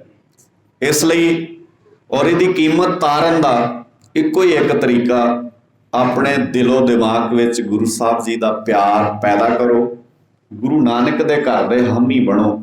ਇਸ ਗੁਰੂ ਗ੍ਰੰਥ ਸਾਹਿਬ ਜੀ ਨੂੰ ਮੱਥਾ ਟੇਕਣ ਤੋਂ ਬਾਅਦ ਐਲਾਨੀਆਂ ਆਪਣੇ ਆਪ ਨਾਲ ਇੱਕ ਵਾਅਦਾ ਕਰੋ, ਗੁਰੂ ਗ੍ਰੰਥ ਸਾਹਿਬ ਵਰਗਾ ਦੁਨੀਆ ਤੇ ਹੋਰ ਕੋਈ, ਬੋਲੋ ਗੱਜ ਕੇ ਪਿਆਰੇ ਬੱਚਿਓ, ਗੁਰੂ ਗ੍ਰੰਥ ਸਾਹਿਬ ਵਰਗਾ ਦੁਨੀਆ ਤੇ ਹੋਰ ਕੋਈ ਨਹੀਂ। ਤੇ ਜਿਹਦਾ ਮੱਥਾ ਗੁਰੂ ਨੂੰ ਵੀ ਟੇਕਿਆ ਜਾਏ, ਕਿਤੇ ਹੋਰ ਵੀ ਟੇਕਿਆ ਜਾਏ, ਤੇ ਪਿੰਡਾਂ 'ਚ ਉਹਨੂੰ ਕੀ ਕਹਿੰਦੇ ਨੇ? ਜਿਹੜਾ ਦੋਵੇਂ ਗੱਲਾਂ ਰੱਖੇ, ਕੀ ਕਹਿੰਦੇ ਉਹਨੂੰ ਪਿੰਡਾਂ 'ਚ? ਬੋਲੋ ਉੱਚੀ ਮਾੜਾ ਜਿਹਾ, ਮੈਂ ਬੋਲੂੰਗਾ ਫਿਰ ਤੁਹਾਨੂੰ ਗੁੱਸਾ ਆਉਣਾ। ਕੀ ਕਹਿੰਦੇ ਉਹਨੂੰ? ਦੋਗਲਾ। ਤੇ ਦੋਗਲਾ ਸ਼ਬਦ ਪਤਾ ਤੁਹਾਨੂੰ ਕਿੱਥੋਂ ਆਇਆ? ਮਾਫ ਕਰਿਓ ਮੈਨੂੰ, ਮੇਰੀ ਜ਼ਮੀਰ ਨਹੀਂ ਇਜਾਜ਼ਤ ਦਿੰਦੀ ਕਿ ਮੈਂ ਗੁਰੂ ਦੀ ਹਜ਼ੂਰੀ 'ਚ ਉਹ ਸ਼ਬਦ ਵਰਤ ਸਕਾਂ। ਦੋਗਲਾ ਮਤਲਬ ਦੋ ਗੱਲਾਂ ਕਰਨ ਵਾਲਾ, ਇੱਧਰ ਗੱਲ ਹੋਰ ਕਰਨੀ ਤੇ ਉੱਧਰ ਗੱਲ ਹੋਰ ਕਰਨੀ। ਇੱਥੋਂ ਸ਼ਬਦ ਬਣਿਆ ਸੀ ਦਲਾਲ। ਦਲਾਲੀ ਕਰਨ ਵਾਲਾ ਬੰਦਾ ਨਾ ਇੱਧਰ ਗੱਲ ਹੋਰ ਕਰਦਾ ਤੇ ਉੱਧਰ ਹੋਰ ਕਰਦਾ ਗੱਲ। ਤੇ ਜਿਹੜੇ ਬੰਦੇ ਦਲਾਲੀ ਕਰਦੇ ਆ ਉਹਨਾਂ ਨੂੰ ਬਹੁਤਾ ਚੰਗਾ ਨਹੀਂ ਪਿੰਡਾਂ 'ਚ ਮੰਨਿਆ ਜਾਂਦਾ। ਇਸ ਕਰਕੇ ਦਲਾਲੀਆਂ ਬੰਦ ਕਰਕੇ, ਦੋਗਲੀ ਬਿਰਤੀ ਬੰਦ ਕਰਕੇ ਗੁਰੂ ਨਾਨਕ ਸਾਹਿਬ ਜੀ ਦੇ ਚਰਨਾਂ 'ਚ ਸੀਸ ਝੁਕਾਈਏ। ਤੇ ਜੇ ਕਹਿੰਦੇ ਹੋ ਨਾ ਗੁਰਾ, ਪੜ੍ਹ ਲੈਂਦੇ ਆ ਬਾਣੀ 'ਚੋਂ, ਫਿਰ ਕਈ ਵਾਰ ਸਾਨੂੰ ਭੁੱਲ ਜਾਂਦਾ, ਗੁਰਾ ਇੱਕ ਦੇ, ਗੁਰਾ ਇੱਕ ਦੇ ਬੁਝਾਈ। ਬੁਝਾਈ ਦਾ ਅਰਥ ਹੈ ਜਿਵੇਂ ਬੁਝਾਰਤ ਨਹੀਂ ਸੀ ਪਾਉਂਦੇ ਆਪਾਂ ਪਿਛਲੇ ਸਮਿਆਂ 'ਚ, ਮੈਂ ਬਾਤ ਪਾਉਣਾ ਤੂੰ ਬੁੱਝ। ਬੁਝਾਈ ਦਾ ਮਤਲਬ ਬੁੱਝਣਾ।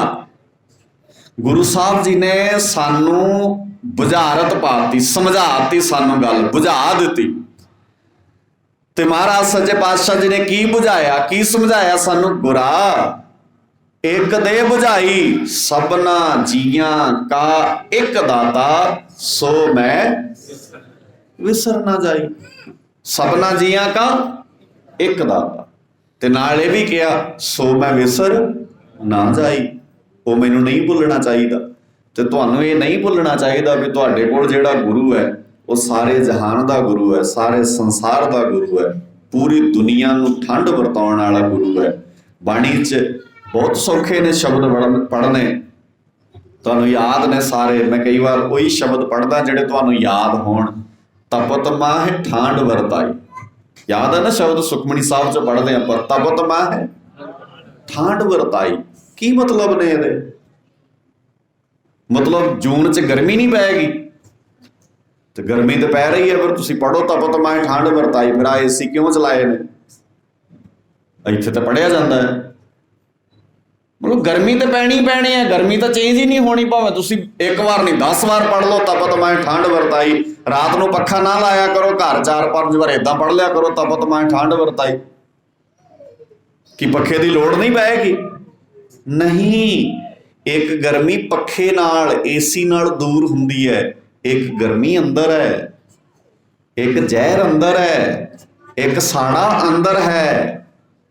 ਉਹ ਸਾੜਾ ਗੁਰੂ ਸਾਹਿਬ ਜੀ ਦੂਰ ਕਰਦੇ ਆ, ਤਪਦੇ ਆ ਹਿਰਦਿਆਂ ਨੂੰ ਠੰਡਾ ਕਰ ਦਿੰਦੇ ਆ, ਸੜਿਆਂ ਬਲਿਆਂ ਨੂੰ ਠੰਡਿਆਂ ਕਰ ਦਿੰਦੇ ਆ। ਤੇ ਅਸੀਂ ਸੜੇ ਬਲੇ ਜੇ ਰਹਿੰਦੇ ਆ ਹਰ ਵੇਲੇ, ਨਿੱਕੀਆਂ ਨਿੱਕੀਆਂ ਗੱਲਾਂ ਤੋਂ ਖਿੱਚਦੇ ਆ, ਸੜਦੇ ਆ, ਪਰੇਸ਼ਾਨ ਹੁੰਦੇ ਆ। ਸਾਨੂੰ ਫੇਸ ਨਹੀਂ ਪਸੰਦ, ਸਾਨੂੰ ਬੰਦਿਆਂ ਦੇ ਚਿਹਰੇ ਨਹੀਂ ਪਸੰਦ। ਵੇਖੋ ਕਈ ਬੰਦੇ ਏਦਾਂ ਨਹੀਂ ਕਹਿੰਦੇ, ਮੈਂ ਨਾ ਫਲਾਣੇ ਥਾਂ ਤੇ ਗਿਆ ਸੀ ਗੁਰੂ ਘਰ, ਬੜੀ ਸ਼ਾਂਤੀ ਸੀ ਉੱਥੇ। ਏਦਾਂ ਕਰਦੇ ਨਾ ਆਪਾਂ, ਫਲਾਣੇ ਥਾਂ ਤੇ ਮੈਂ ਗਿਆ, ਕਈ ਤਾਂ ਉੱਦਾਂ ਹੀ ਥਾਵਾਂ ਮਿੱਥੀਆਂ ਹੁੰਦੀਆਂ, ਉੱਥੇ ਬੜੀ ਸ਼ਾਂਤੀ ਸੀ। ਸ਼ਾਂਤੀ ਪਤਾ ਕਾਹਦੀ ਸੀ? ਜਿਹੜੇ ਚਿਹਰੇ ਵੇਖ ਕੇ ਤੁਹਾਡੇ ਅੰਦਰ ਤਪਤ, ਜਿਹੜਾ ਸਾੜ ਪੈਂਦਾ ਨਾ ਤੁਹਾਨੂੰ ਵੇਖ ਕੇ, ਜਿਨ੍ਹਾਂ ਵੱਲ ਉਹ ਚਿਹਰੇ ਹੈ ਨਹੀਂ ਸੀ ਉੱਥੇ। ਸਿੰਪਲ ਗੱਲ ਹੈ। ਜਿੱਥੇ ਸ਼ਾਂਤੀ ਬੜੀ ਸੀ ਨਾ, ਜੇ ਪਿੰਡ ਦਾ ਇੱਕ ਬੰਦਾ ਉੱਥੇ ਵੀ ਦਿਸ ਜਾਂਦਾ, ਜੇ ਸਾਡੇ ਪਿੰਡ ਦੇ 2-4 ਉੱਥੇ ਵੀ ਦਿਸ ਜਾਂਦੇ, ਸ਼ਾਂਤੀ ਉੱਥੇ ਵੀ ਨਹੀਂ ਸੀ ਰਹਿਣੀ। ਸ਼ਾਂਤੀ ਇਸ ਗੱਲ ਵਿੱਚ ਹੈ ਵੀ ਕੋਈ ਤੁਹਾਨੂੰ ਉੱਥੇ ਜਾਣਦਾ ਨਹੀਂ ਤੇ ਤੁਸੀਂ ਕਿਸੇ ਨੂੰ ਜਾਣਦੇ ਨਹੀਂ ਤੇ ਹੋਰ ਥੋੜੀ ਕੋਈ ਫਰਕ ਹੈ। ਕੀ ਬਦਲਿਆ? ਤੁਸੀਂ ਵੀ ਉਦਾਂ ਦੇ ਹੀ ਹੋ, ਵਾਪਸ ਫੇਰ ਉੱਥੇ ਹੀ ਆਉਣਾ। ਇਸ ਕਰਕੇ ਤੁਹਾਨੂੰ ਫੇਸ ਤੋਂ ਪ੍ਰੋਬਲਮ ਹੈ, ਤੁਹਾਨੂੰ ਬੰਦਿਆਂ ਤੋਂ ਪ੍ਰੋਬਲਮ ਹੈ। ਤੇ ਸਾਡੇ ਬਾਬੇ ਨੇ ਬਾਣੀ 'ਚ ਕਿਹਾ ਬੰਦਿਆਂ ਤੋਂ ਪ੍ਰੋਬਲਮ ਨਹੀਂ ਹੋਣੀ ਚਾਹੀਦੀ, ਸਾਨੂੰ ਕਿਸੇ ਵੀ ਫੇਸ ਤੋਂ ਪ੍ਰੋਬਲਮ ਨਹੀਂ। ਹਾਲਾਂਕਿ ਸਾਡੀ ਵਿਆਖਿਆ ਵੀ ਕਈ ਵਾਰ ਬੰਦੇ ਏਦਾਂ ਕਰ ਦਿੰਦੇ ਆ, ਸਿੱਖ ਧਰਮ ਇਹਨੂੰ ਨਫ਼ਰਤ ਕਰਦਾ, ਸਿੱਖ ਧਰਮ ਇਹਨਾਂ ਬਾਰੇ ਮਾੜਾ ਬੋਲਦਾ। ਅਸੀਂ ਕਿਸੇ ਬਾਰੇ ਮਾੜਾ ਨਹੀਂ ਬੋਲਦੇ, ਅਸੀਂ ਮਾੜੇ ਬਾਰੇ ਮਾੜਾ ਬੋਲਦੇ ਆ, ਤੇ ਚੰਗੇ ਬਾਰੇ ਮਾੜਾ ਕੋਈ ਵੀ ਹੋਵੇ ਤੇ ਚੰਗਾ ਕੋਈ ਵੀ ਹੋਵੇ। ਜੇ ਪੀਰ ਬੁੱਧੂ ਸ਼ਾਹ ਚੰਗਾ ਵਾ, ਤੇ ਅਸੀਂ ਇਹ ਨਹੀਂ ਵੇਖਿਆ ਵੀ ਇਹਦੇ ਨਾਮ ਨਾਲ ਸ਼ਾਹ ਲੱਗਦਾ, ਇਹਨੂੰ ਚੰਗਾ ਨਹੀਂ ਕਹਿਣਾ। ਜੇ ਪਰਮਾਨੰਦ ਜੀ ਦੇ ਮਗਰ ਨੰਦ ਸ਼ਬਦ ਲੱਗਦਾ, ਤੇ ਅਸੀਂ ਇਸ ਕਰਕੇ ਮਾੜਾ ਨਹੀਂ ਕਿਹਾ ਵੀ ਇਹਦੇ ਨਾਮ ਨਾਲ ਨੰਦ ਲੱਗਦਾ ਆ। ਮਗਰ ਅੱਜ ਦੁਨੀਆ, ਤਾਂ ਕਹਿਣਾ ਮੈਂ, ਇਹ ਸ਼ਾਂਤੀ ਦਾ ਸੋਮਾ ਆ। ਅੱਜ ਨਾਵਾਂ ਨਾਲ ਜੱਜ ਕੀਤਾ ਜਾਂਦਾ ਬੰਦਿਆਂ ਨੂੰ। ਤੁਹਾਡੇ ਮੱਥੇ ਤੇ ਲੱਗਾ ਤਿਲਕ ਦੱਸੇਗਾ ਤੁਸੀਂ ਕਿਹੜੀ ਬਿਰਾਦਰੀ ਦੇ ਹੋ, ਕਿਹਨਾਂ ਨਾਲ ਤੁਹਾਡਾ ਸੰਬੰਧ ਹੈ। ਇਸੇ ਕਰਕੇ ਭਾਰਤ 'ਚ ਪੱਗ ਬੰਨਣ ਵਾਲੇ ਬੰਦੇ ਵੱਲ ਇਹ ਲੋਕ ਹੋਰ ਤਰ੍ਹਾਂ ਨਾਲ ਵੇਖਦੇ ਨੇ, ਜਿਹੜਾ ਪੱਗ ਨਹੀਂ ਬੰਨਦਾ ਉਹਨੂੰ ਹੋਰ ਤਰ੍ਹਾਂ ਨਾਲ ਵੇਖਦੇ ਨੇ। 2 ਕਾਨੂੰਨ ਨੇ ਸਾਡੇ ਭਾਰਤ ਵਿੱਚ, ਪੱਗਾਂ ਬੰਨਣ ਵਾਲਿਆਂ ਲਈ ਹੋਰ ਕਾਨੂੰਨ ਹੈ, ਤੇ ਜਿਹੜਾ ਪੱਗ ਨਹੀਂ ਬੰਨਦਾ ਉਹਦੇ ਲਈ ਹੋਰ ਕਾਨੂੰਨ ਹੈ। ਕਿਉਂ ਹੈ ਏਦਾਂ? ਇਹ ਏਦਾਂ ਕਰਦੇ ਨੇ, ਅਸੀਂ ਏਦਾਂ ਨਹੀਂ ਕਰਦੇ। ਸਾਡੇ ਬਾਬੇ ਦੀ ਬਾਣੀ 'ਚ 35 ਮਹਾਂਪੁਰਸ਼ਾਂ ਦੀ ਬਾਣੀ ਗੁਰੂ ਗ੍ਰੰਥ ਸਾਹਿਬ 'ਚ ਦਰਜ ਹੈ। ਕਿੰਨਿਆਂ ਦੀ? 35 ਮਹਾਂਪੁਰਸ਼ਾਂ ਦੀ।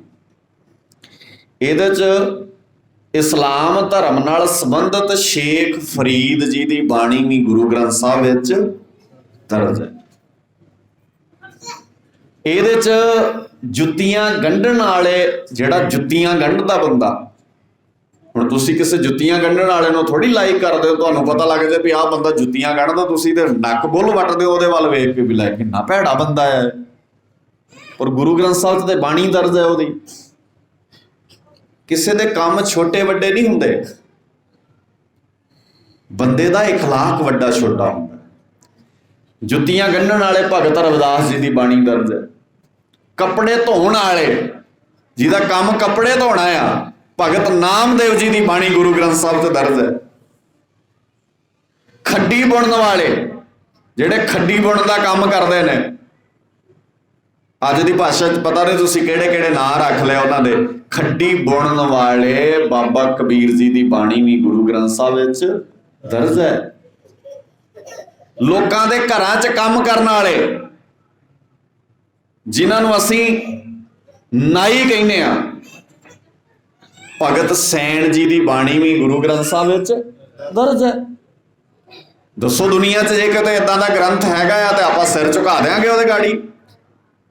मैं मत्था टेक दांगा उस ग्रंथ नूं, ਇਹਦੇ मुकाबले ते कोई गल तां करके विखावे सानू। सिर्फ ते सिर्फ दुनिया च इक्को ही ग्रंथ है जिहदे च लिखिया खत्तरी ब्राह्मण शूद वैश्य उपदेश चौ वर्णा को सांझा। इक्को ही एक दुनिया च ग्रंथ है जिथे लिखिया अव्वल अल्लाह नूर उपाया कुदरत के सब बंदे। अल्लाह भी लिखिया ते ये भी लिखिया राम राम करता सब जग फिरे। जिथे अल्लाह लिखिया उत्थे राम नहीं लिखिया, जिथे राम लिखिया उत्थे अल्लाह नहीं लिखिया। इत्थे अल्लाह भी लिखिया, इत्थे राम भी लिखिया, इत्थे ईश्वर भी लिखिया, इत्थे धरणीधर भी लिखिया, इत्थे गोपाल भी लिखिया।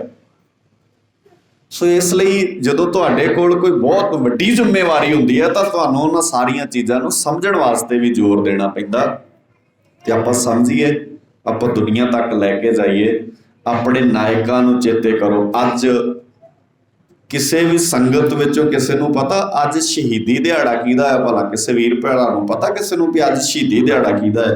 बच्चों पता किसी नूं?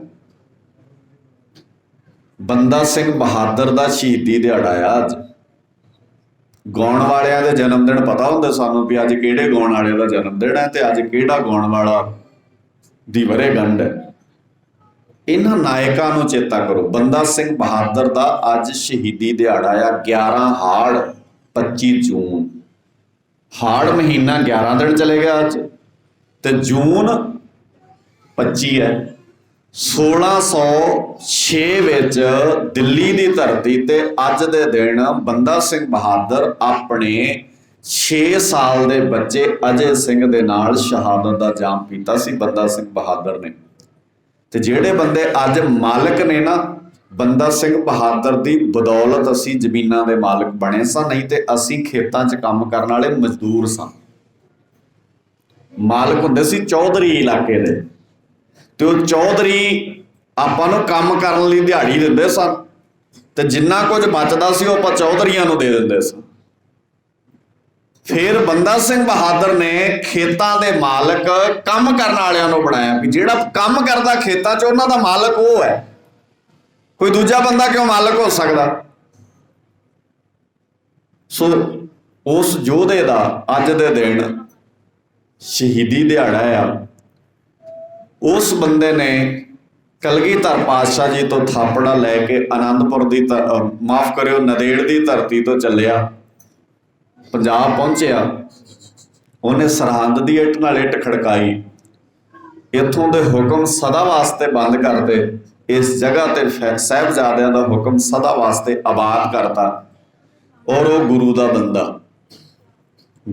बंदा बनिया जिन्हें गुरु के बंदे बन के सानू बंदे बनने की जाच सिखाई। इहो जे नायकां नूं चेते करोगे। 6 साल का बच्चा, उहदियां अखां दे सामने बच्चे का कलेजा कढ़िया गया। मैं कल भी कहा सी, कई बार सानू कहा जाता भी साडे दिल बड़े कमज़ोर ने। नहीं, साडे दिल कमज़ोर नहीं, सानू कमज़ोर बना लिया गया है। आपां कमज़ोर नहीं हाँ, बहुत तगड़े हाँ, बड़े बड़े वड्डे हिरदे आ साडे। अज तुसीं बच्चों को इंजैक्शन लवाउण जाते हो तो बहुत सारे मापे इहो जिहे हुंदे आ, माँ ते बाप तो बच्चे नूं टीका लगता नहीं वेख्या जाता। जदों टीका लाउंदे तो मावां मूँह दूजे बन्ने कर लैंदियां। बंदा सिंह बहादुर जदों गिरफ्तारी हो गई, बंदा सिंह बहादुर नूं गिरफ्तार कर लिया गया। दिल्ली पहुंचे और दिल्ली बंदा सिंह बहादुर दीयां अखां दे सामने छोटा जिहा बच्चा, 6 साल की उम्र होंदी है बच्चे की। वक्त की हुकूमत ने खान बहादुर जकरिया खान का वेड़ा आ, माफ करियो फर्कशीयर का वेड़ा आ। फर्कशीयर ने यह ऐलान करता भी इन्हां दा जी एक भी जींदा नहीं छड्डना। बंदा सिंह बहादुर के सामने जलाद ने एक शर्त रखती ध्यान नाल सुनियो, आपां समाप्ति करदे हां। बंदा सिंह बहादुर दे सामने एक शर्त रखी गई। बंदा सिंह बहादुर नूं जलाद कहंदा, आ मेरे हत्थ विच छुरा है, ये छुरा फड़ ते अपने बच्चे दा कलेजा कढ, यानी कि अपने बच्चे दा कतल कर। मैनूं पता लगे तेरा किड्डा क वड्डा दिल है। तू कहना मैं गुरु दा बंदा, तेरा दिल बहुत वड्डा आ, तू बहुत जिगरे आला आ फड़ छुरा ते अपने बच्चे दा कलेजा कढ, तेरा दिल परखीए किड्डा क वड्डा है। ते हुण वो इंसानियत दी मूरत साडे मर्द अगंबड़े योधे, उन्हें बड़ी फराक दिली नाल, बड़े रोब नाल जवाब दिता। बंदा सिंह बहादुर कहंदा, जे मेरी बहादुरी परखनी है ना, ते आ हथ कड़ियां खोल बड़ियां जियां जे तेरियां पुस्तां तक बहादुरी याद ना रही फिर दसी। पिंजरे च कैद करके पैरां च बेड़ियां पा, हथ च हथ कड़ियां पा के मरदानगी परखण वाले सूरमिया, तू अपने आप नूं सूरमा मनदा है? सब तो वड्डा जलालती बंदा है तू। तेरियां इन्नियां फौजां ने, जे तू वाकई ही सूरमा है, जे तुहाडी इस जगह ते जे तुहाडे चों इत्थे एक भी सूरमा हैगा, इन्हां सूरमिਆਂ चों किसी एक नूं कह मेरी हथ कड़ी खोल के विखाउण।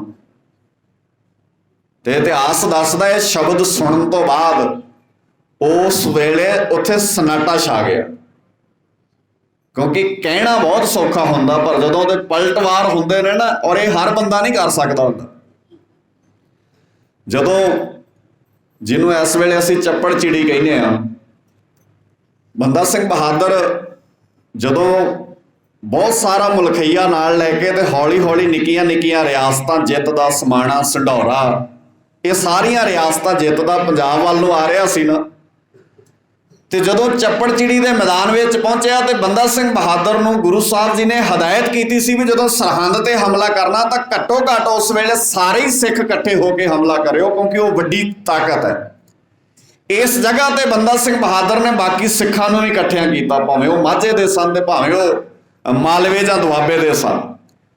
बहुत सारे सिख इत्थे बंदा सिंह बहादुर नूं आण के मिले। तुहाडे लागे ही है चप्पड़चिड़ी मैदान, जिथे अज भी वो याद बनी हुई है, उन्होंने वेखियो जाकर, उस थां ते फील करियो।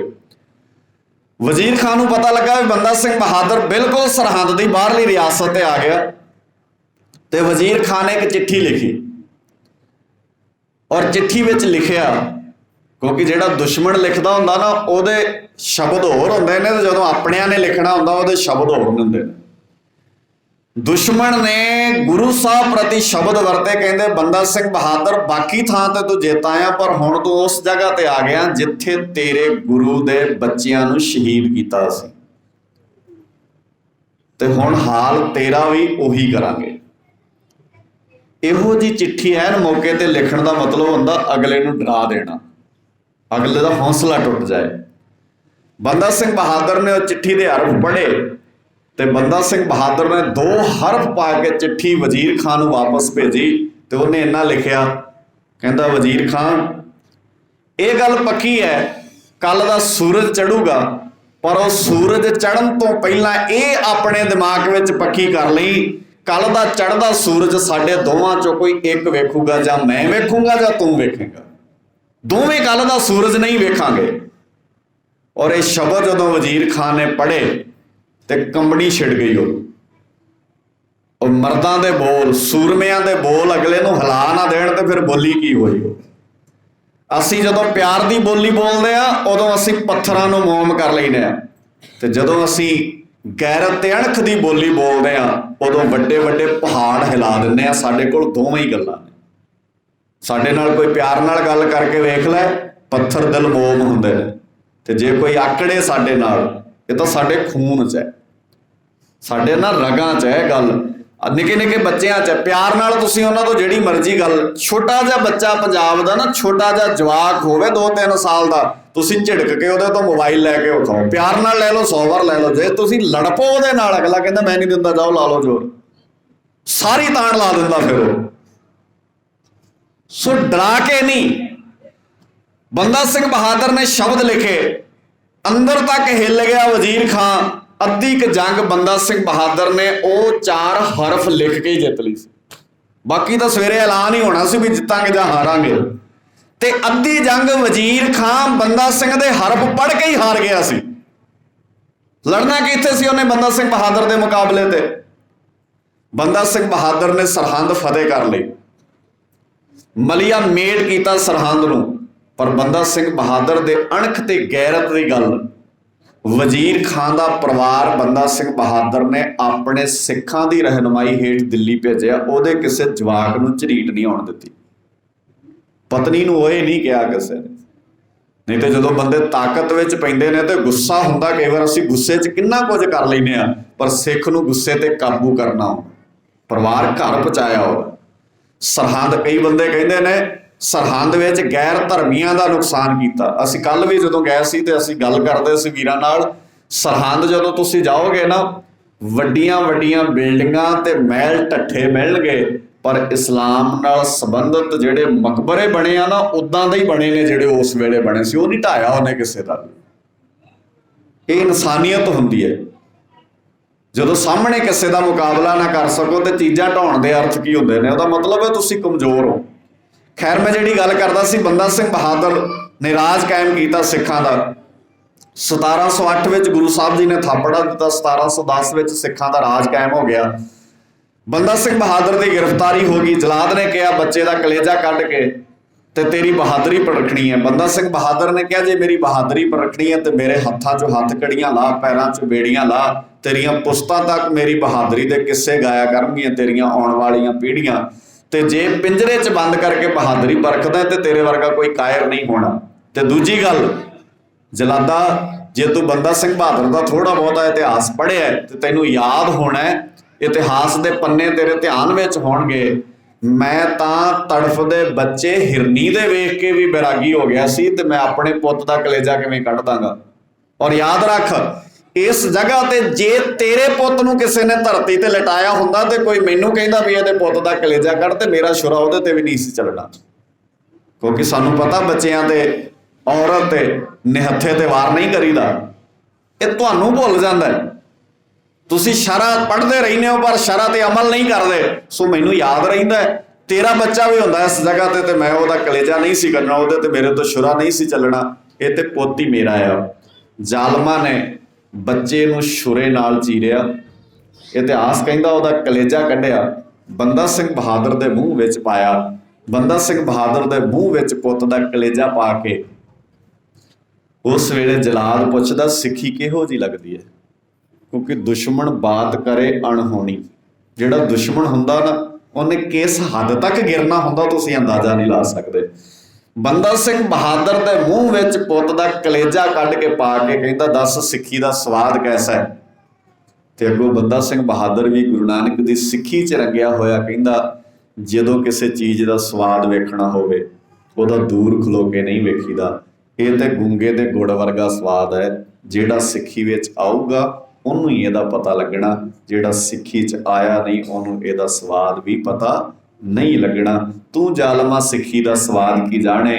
ਤੇਰੇ ਜਾਣ ਤੋਂ ਬਾਅਦ, ਤੇਰੇ ਮਰ ਜਾਣ ਤੋਂ ਬਾਅਦ ਤੁਹਾਡੀਆਂ ਪੀੜ੍ਹੀਆਂ ਵੀ ਲਿਖ ਕੇ ਦੱਸਿਆ ਕਰਨਗੀਆਂ ਸਿੱਖੀ ਦਾ ਸਵਾਦ ਕੀ ਹੈ।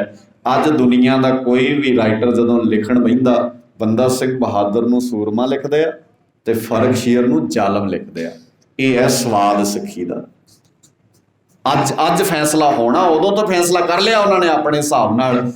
ਜਦੋਂ ਕੋਈ ਬੰਦਾ ਸਿੰਘ ਬਹਾਦਰ ਦਾ ਨਾਂ ਲੈਂਦਾ ਮਾਨ ਨਾਲ ਸੀਨਾ ਚੌੜਾ ਹੋ ਜਾਂਦਾ, ਤੇ ਜਦੋਂ ਕੋਈ ਫਰਖਸ਼ੀਰ ਦਾ ਨਾਂ ਲੈਂਦਾ, ਮੈਨੂੰ ਨਹੀਂ ਲੱਗਦਾ ਇਸਲਾਮ ਵਾਲਿਆਂ ਨੂੰ ਵੀ ਖੁਸ਼ੀ ਹੁੰਦੀ ਹੋਣੀ ਹੈ ਫਰਖਸ਼ੀਰ ਦਾ ਨਾਂ ਲੈ ਕੇ। ਉਹ ਵੀ ਕਹਿੰਦੇ ਹੋਣੇ ਨੇ ਵੀ ਇੰਨਾ ਪਾਪੀ ਸਾਡੇ 'ਚ ਕਿਉਂ ਜੰਮਿਆ। ਔਰੰਗਜ਼ੇਬ ਨੂੰ ਕਿੰਨੇ ਕੁ ਇਸਲਾਮ ਵਾਲੇ ਅੱਜ ਮਾਨਤਾ ਦੇ ਰਹੇ ਨੇ। ਕਿੰਨੇ ਉਹਨਾਂ ਦੇ ਕਾਜ਼ੀ ਨੇ ਜਿਹੜੇ ਇੰਟਰਨੈਟ ਤੇ ਵੀਡੀਓ ਬਣਾ ਕੇ ਪਾਉਂਦੇ ਨੇ, ਜਿਹੜੇ ਕਈ ਵਾਰ ਸਾਡੇ ਦੀਵਾਨਾਂ 'ਚ ਆਣ ਕੇ ਬੋਲਦੇ ਨੇ ਵੀ ਔਰੰਗਜ਼ੇਬ ਵਰਗਾ ਪਾਪੀ ਕੋਈ ਇਸਲਾਮ ਵਿੱਚ ਨਹੀਂ ਹੋਇਆ। ਤੇ ਔਰੰਗਜ਼ੇਬ ਨੂੰ ਇਹ ਲੱਗਦਾ ਸੀ ਮੈਂ ਇਸਲਾਮ ਦਾ ਧਰਮ ਪ੍ਰਚਾਰ ਕਰ ਰਿਹਾ, ਪਰ ਜੇ ਅੱਜ ਉਹਦੀ ਰੂਹ ਸੁਣਦੀ ਹੋਵੇ ਤੇ ਉਹਨੂੰ ਪਤਾ ਲੱਗੇ ਤੇਰੇ ਜੰਮਣ ਵਾਲੇ, ਤੇਰੀ ਕੌਮ ਵਾਲੇ ਵੀ ਤੈਨੂੰ ਲਾਹਨਤਾਂ ਪਾਉਂਦੇ ਆ, ਤੇ ਸਾਡੇ ਜਿਨ੍ਹਾਂ ਨੂੰ ਤੂੰ ਮਿਟਾਉਣਾ ਚਾਹੁੰਦਾ ਸੀ ਉਹਨੂੰ ਤੇਰੀ ਕੌਮ ਵਾਲੇ ਵੀ ਸਲਾਉਂਦੇ ਆ। ਇਹਨੂੰ ਇਤਿਹਾਸ ਕਹਿੰਦੇ ਆ। ਇਦਾਂ ਬਣਦੇ ਆ ਇਤਿਹਾਸ। ਇਤਿਹਾਸ ਗੱਲਾਂ ਨਾਲ ਨਹੀਂ ਬਣਦੇ। ਸੋ ਗੁਰੂ ਕੇ ਪਿਆਰਿਓ, ਇਹ ਸਾਰੀਆਂ ਗੱਲਾਂ ਚੇਤੇ ਰੱਖਿਆ ਕਰੋ, ਸਮਝ ਵਿੱਚ ਰੱਖਿਆ ਕਰੋ। ਅਸੀਂ ਆਪਣੇ ਆਪ ਨੂੰ ਗੁਰੂ ਨਾਨਕ ਸਾਹਿਬ ਜੀ ਦੇ ਚਰਨਾਂ ਦੇ ਭੌਰੇ ਜੇ ਕਹਾਉਣੇ ਆ ਤੇ ਸਾਨੂੰ ਇਹਦੇ ਤੇ ਅਮਲ ਵੀ ਸਾਰਿਆਂ ਨੂੰ ਕਰਨਾ ਚਾਹੀਦਾ। ਸੋ ਆਓ ਹੁਣ ਆਪਾਂ ਸਾਰੇ, ਜਿਸ ਗੱਲ ਦਾ ਤੁਹਾਨੂੰ ਇੰਤਜ਼ਾਰ ਹੈ ਲੰਬੇ ਸਮੇਂ ਤੋਂ ਕਿ ਸਾਡੇ ਰਿਜ਼ਲਟ ਅਨਾਉਂਸ ਕੀਤੇ ਜਾਣ, ਉਹ ਰਿਜ਼ਲਟ ਆਪਾਂ ਸਾਰੇ ਅਨਾਉਂਸ ਕਰਦੇ ਹਾਂ।